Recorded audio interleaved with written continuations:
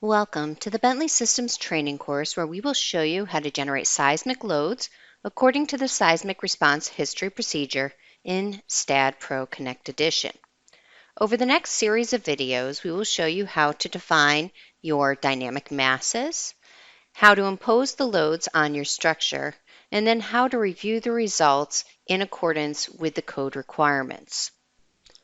Now, before we get started generating any of the seismic loads in our sample model, let's first take a look at a few of the items that will be significant for our training. So our goal of this series of videos is to generate seismic loads according to the Seismic Response History Procedure as described in the IBC or ASCE 7 design standards.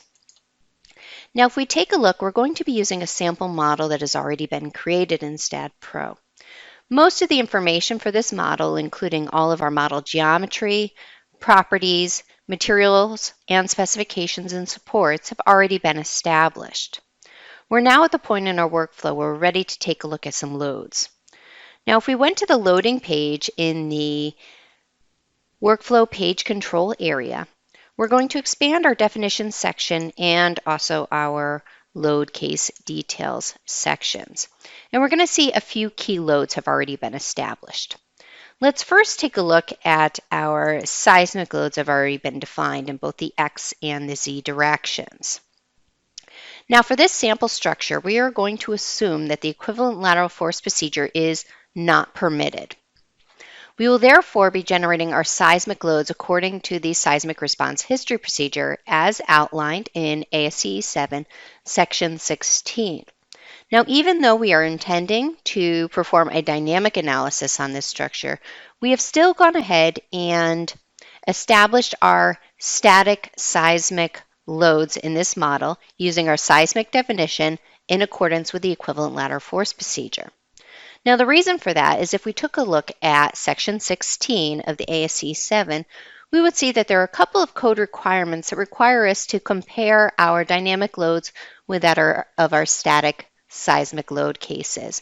So we went ahead and took advantage of STAAD.Pro's ability to generate these loads for us, and we're going to use their results to make sure that our dynamic loads are within our code requirements. In addition to that, we can also see that some reference loads have been used to define our gravity situations. So we have a reference load case for our dead load, our live load, and also our storage loads. These loads were used within our seismic definitions, and they were also used to establish the gravity loads on our structure. We are now ready to go ahead and start modeling our dynamic loads, which includes the process of creating our dynamic masses. So to start modeling our dynamic seismic loads, we're going to begin by defining our dynamic masses. These will be the masses that will contribute to the dynamic seismic loading. The masses will be specified in terms of weight and in the directions for which they are dynamically active.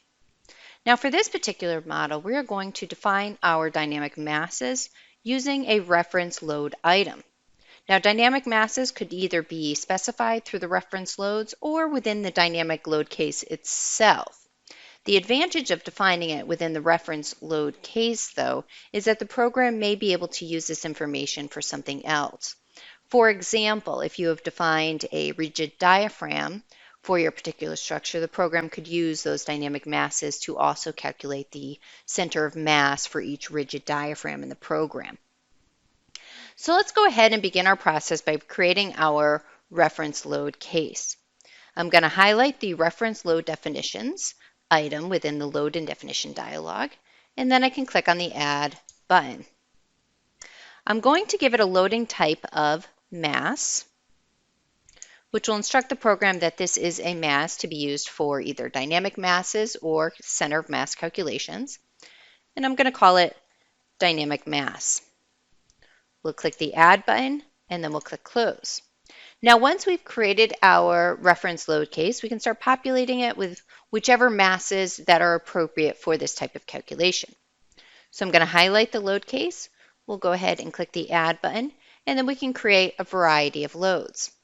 Now it's important to go ahead and take a look at your ASCE 7 to determine which weights or what is contributing to the effective seismic mass of your structure.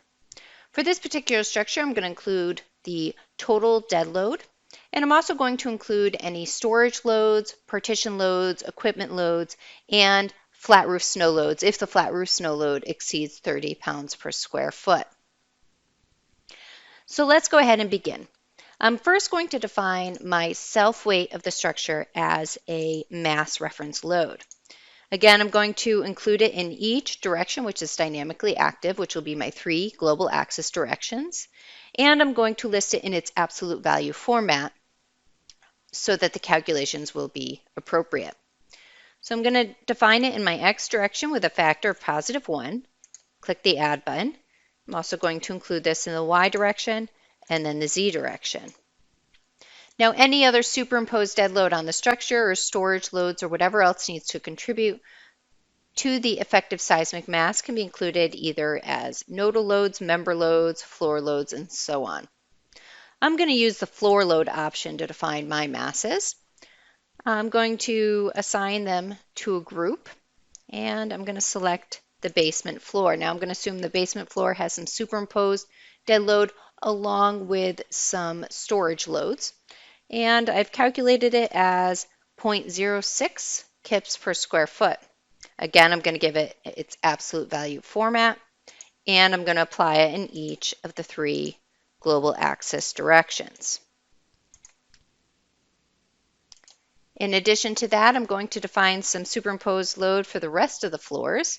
To do that, I'm going to use the Y range option.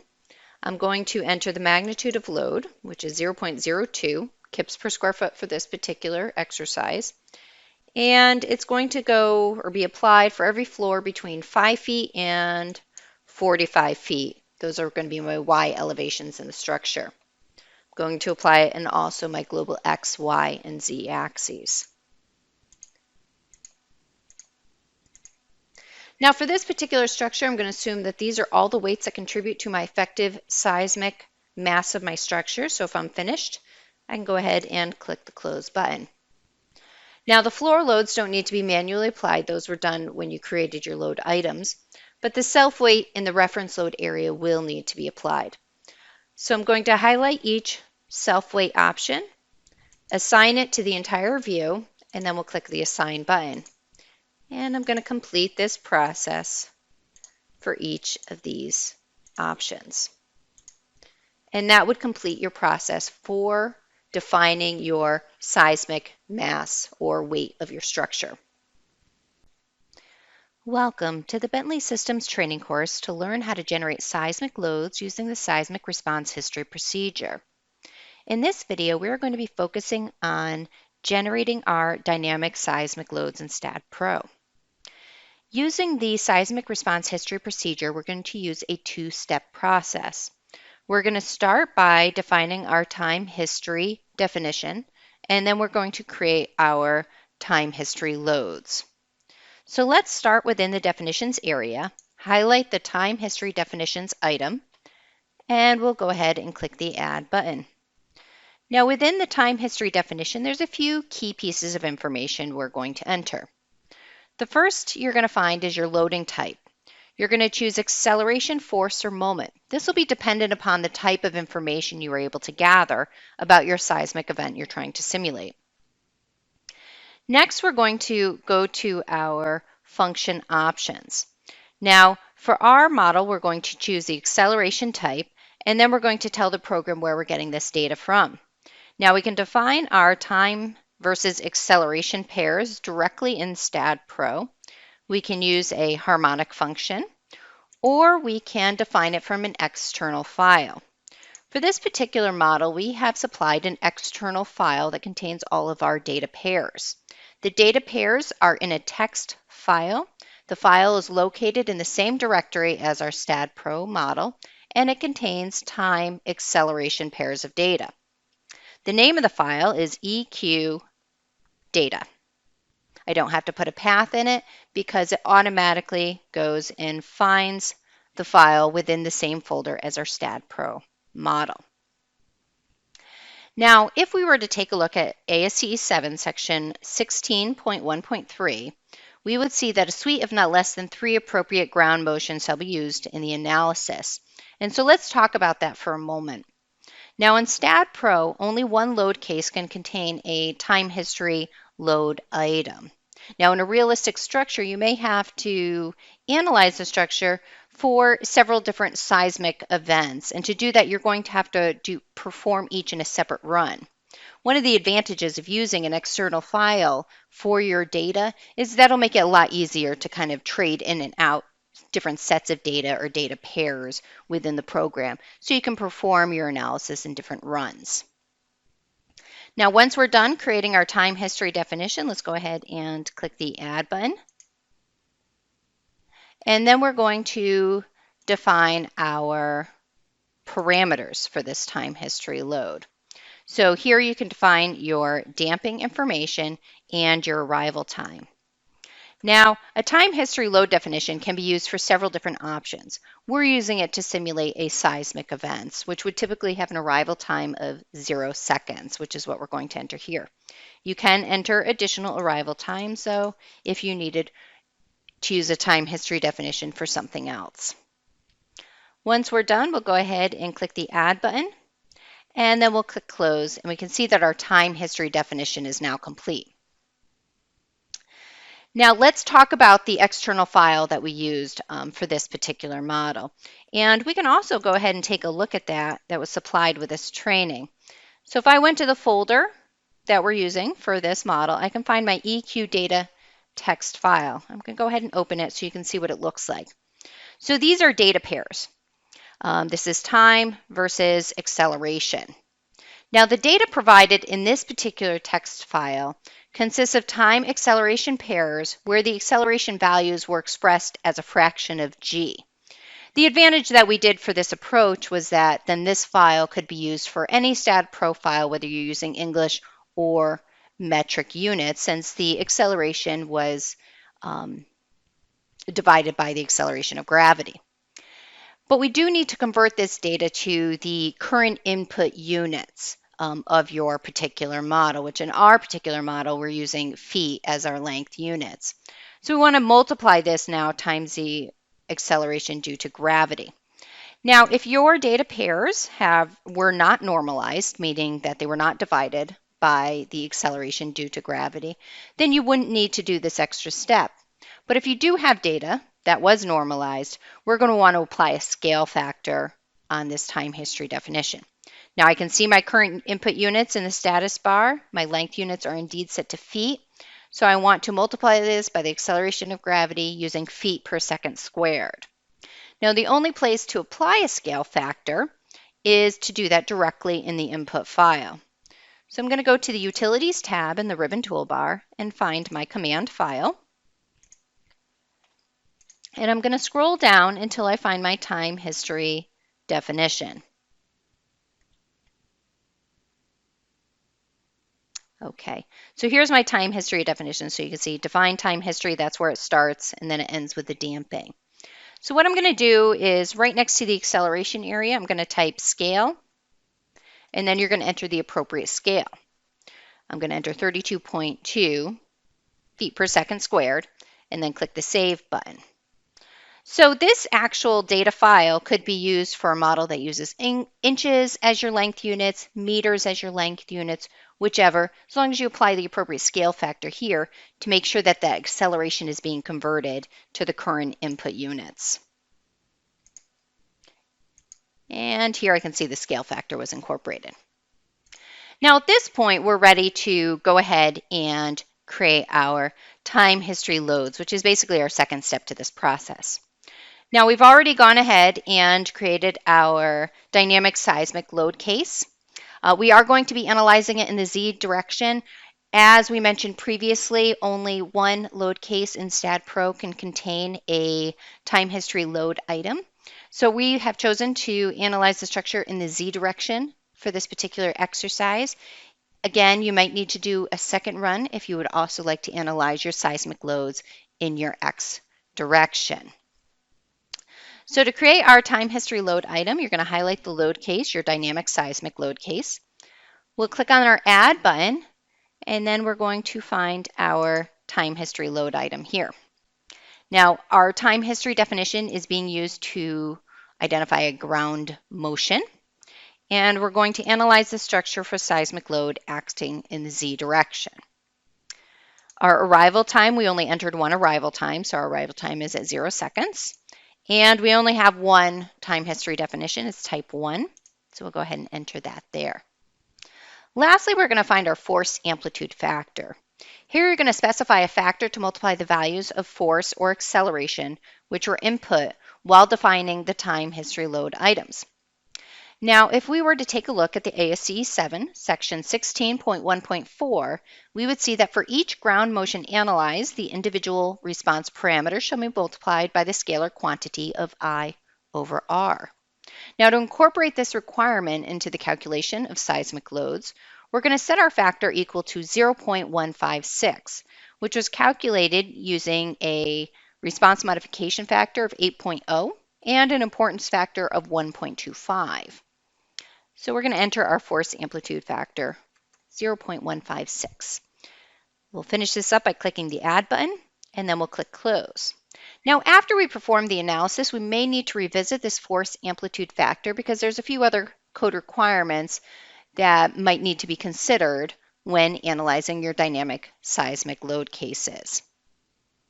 At this point, we have finished identifying our time history loads in preparation for generating our seismic loads according to the seismic response history procedure. Welcome to the Bentley Systems training course where we will show you how to generate seismic loads using the seismic response history procedure. In the previous two videos, we showed you the process for defining your dynamic masses and for adding your time history load items within your model. We are now ready to move on to the analysis phase of our workflow. To begin, we're going to specify a maximum number of mode shapes. So we're going to select the Analysis and Design tab in the ribbon toolbar, and you're going to find your Miscellaneous Commands option, and then we'll select the Cutoff Mode Shape command. Now this command is used to instruct the program to extract the specified number of modes during a modal calculation, a response spectrum analysis, and a time history analysis. Now, any dynamic seismic analysis is going to be an iterative process. So we're going to assume a number of mode shapes to extract. We're going to enter 6 here, and we'll click OK. And then after the analysis is run, we'll check the output file to see if we have included a sufficient number of modes to achieve at least 90% mass participation. If we have not, we'll go ahead and redefine our maximum number of mode shapes and then reanalyze until our output is sufficient.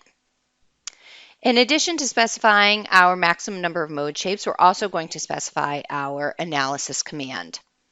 In the analysis dialog, we'll click on our Define Commands button, and we're going to select a Perform Analysis option. And since we're performing a dynamic seismic analysis, we're going to ask the program to also print our mode shapes. Now, as a side note, STAAD.Pro can perform a linear elastic analysis for any model containing a dynamic seismic analysis. It does not have the ability to perform a second order analysis with dynamic seismic loads. So we'll go ahead and click on the Add button, and then we'll click the Close button, and we can see our Perform Analysis command has been added. We are now ready to perform the analysis, so we're going to hit the Save button and then run the analysis.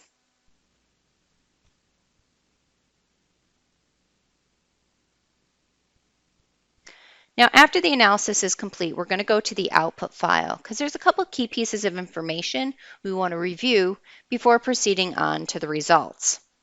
So we're going to go to our View Output file and then click Done. And then we can see that since we asked the program to print our mode shapes, we have a quick link to our dynamic results. So I'm going to click on the Mass Participation option, which will bring me to the mass participation factors for my dynamic seismic load case. I'm going to look under my last mode that was calculated.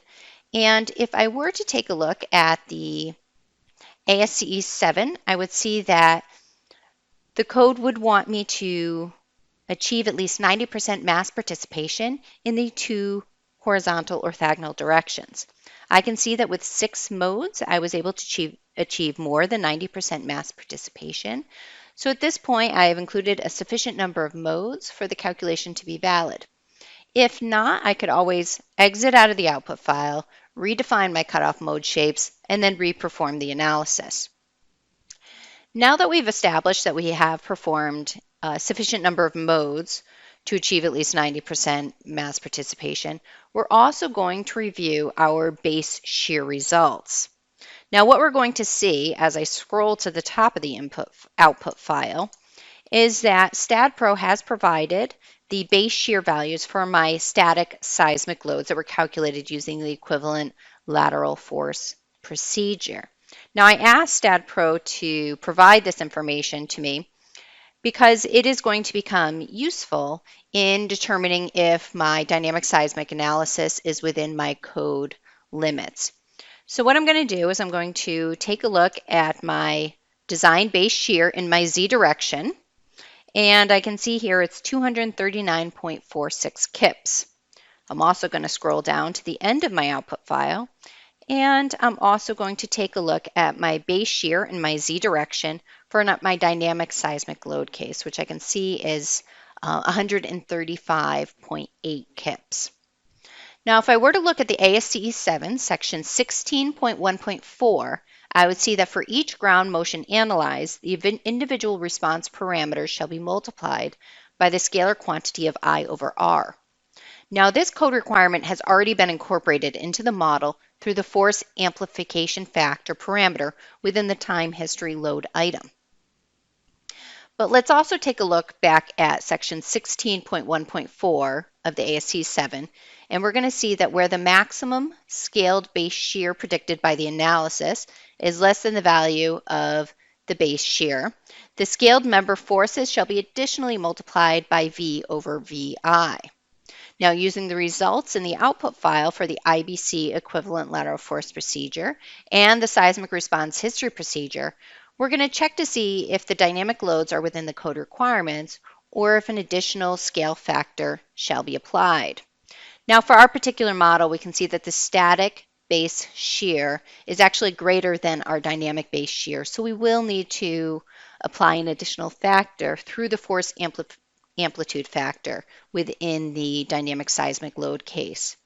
Now, if I were to calculate a revised scale factor, I'm still going to incorporate the I over R, but I'm going to additionally multiply it by V over VI, which gives me a total scale factor of 0.275. So before I do anything else, I'm going to revise my analysis to make it within the code requirements. So I'm going to exit out of there, go back to my loading area, and I'm going to find my dynamic seismic load. I'm going to highlight the load and click on the Edit button, and I'm going to change the force amplitude factor to what I calculated. We'll go ahead and click the Change button, click Close, and then we're going to re-perform the analysis.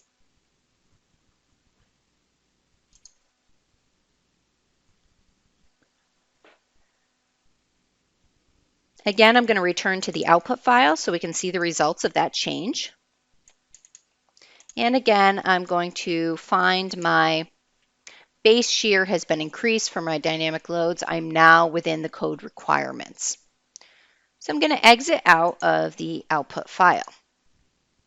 Now, if you would like to review some additional information, we do have that available in the post processor. So in my workflow panel over at the left-hand side, I'm going to go to the post-processing area. In the results view options, I'm going to enable automatic scaling for my mode shapes, and then we'll go ahead and click OK. Now within the output file, I can see the displacements for any period of time within my seismic event.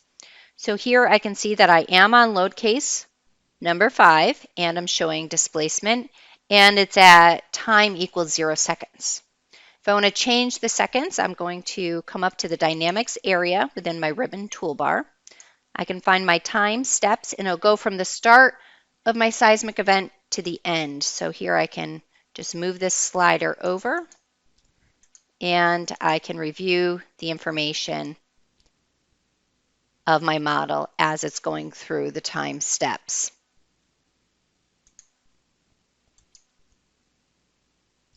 You may also want to review some other information based on whichever mode you have calculated. So what we're going to do is we're going to go to the workflow page control area. We're going to select this dynamics page. And then if I look down here, I can see that it's showing me load number 5, which is my dynamic seismic load case. And right now we're seeing mode shape number 1. So I can see the different mode shapes as I use the mode pull down menu within the ribbon toolbar. Now the last thing we're going to take a look at is we will take a look at our dynamic graphs. So how do we find those? We're going to go up to the layouts icon in the ribbon toolbar, and we can see the acceleration information. We could also see displacements and velocity. So we'll go ahead and select the displacements. Now you can see the displacement graphs based on a floor group or an individual node. So I'm going to go ahead with my nodes cursor and I can select any node in the model. And then I'll be able to see my time history graphs in each of my 3 global axis direction. You can see which node I have selected here. Now at this point, this has completed our workflow for generating seismic loads using the seismic response history procedure.